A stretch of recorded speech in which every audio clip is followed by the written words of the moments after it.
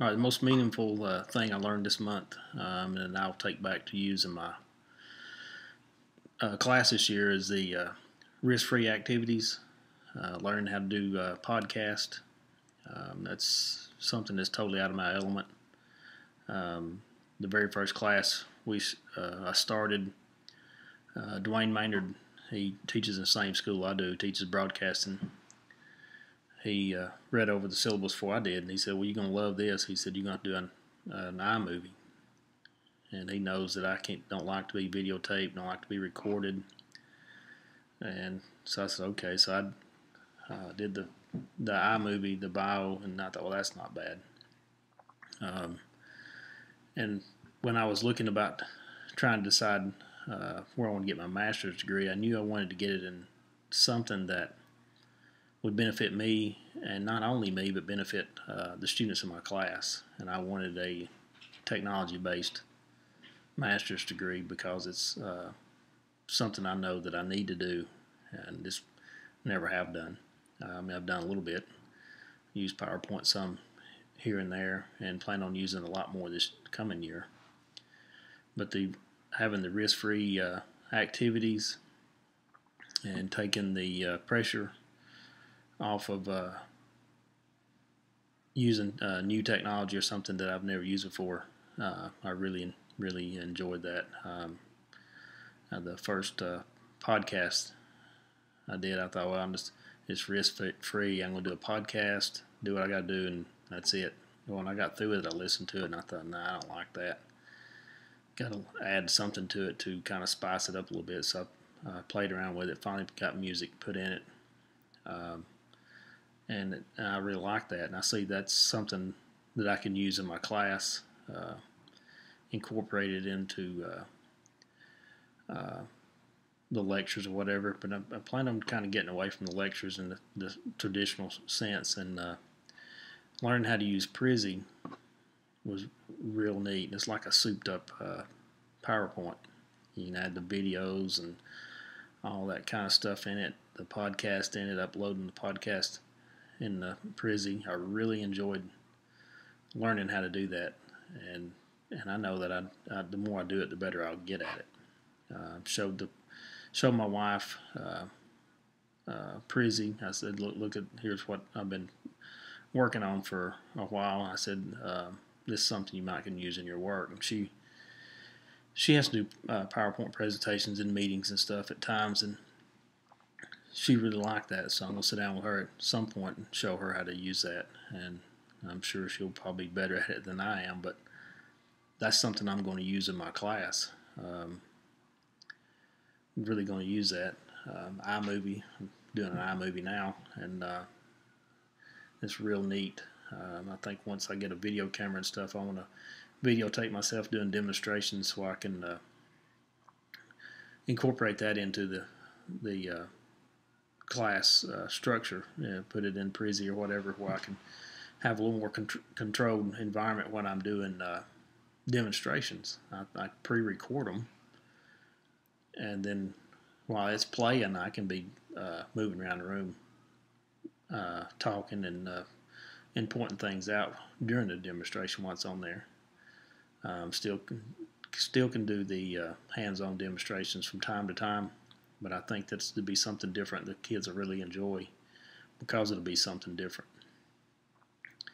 Um, Other activities we did besides Prezi, the website Wordle. Really enjoyed that. I think that's something I can really use in my class to help them to learn. There's certain words that they need to know, terminology they need to know. And I'm going to use that, electrical wiring terms, carpentry terms, names of tools and stuff. And I think I'll just post them around the room in different places so that they, where they look, in front of the pencil sharpener or whatever, somewhere that they will see it. And it's kind of neat looking. It's kind of will grab your eye when you see it, so that those words maybe will help kind of sink in. The Wigio, using it for our group setting. We used it one night, and it worked real well. And I really enjoyed being able to see the videos of each of my teammates while we were meeting. It kind of brought a new perspective on meeting with teammates that's around the United States, across the United States, different time zones. I really enjoyed that. We had a little bit of technical difficulty the next time we were meeting, so we ended up meeting in one of the collaborative rooms, and that works fine too. But I kind of like seeing who I'm talking to when I'm talking to them. And that's something that, when we have meetings and stuff with teachers across the county at different schools and stuff, that's a platform I'm going to look into and see if we can use. They might be kind of surprised that a construction teacher might suggest this, but I think that's a real neat tool and something I want to look into using more. Other thing, I've been teaching right at 10 years, and I knew that students learn all different ways.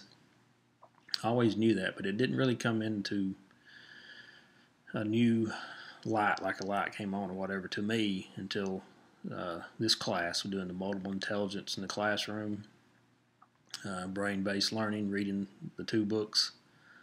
It kind of makes you think, okay, I realize now, why that student struggled at points in class or at times in class, or why this student struggled. And I had a student one time, I gave him a project, and I gave him a lot of freedom on it. And I had a student come up to me and tell me that I'd rather have a project with just structure, where you tell me that this is the steps we got to go by. This is the dimensions. And after reading these books, I realized, okay, that they're different learning styles. Had a student one semester, the entire semester, he's always bouncing off the walls into stuff, doing this and doing that. And toward the end of the semester, we was doing a large group project, had them in groups, and I needed somebody to be in charge of sanding, using electric sander and sand stuff. And Tommy, he's out of his seat in a heartbeat. He said, I want to do that, I want to do that. And I was thinking, well, great.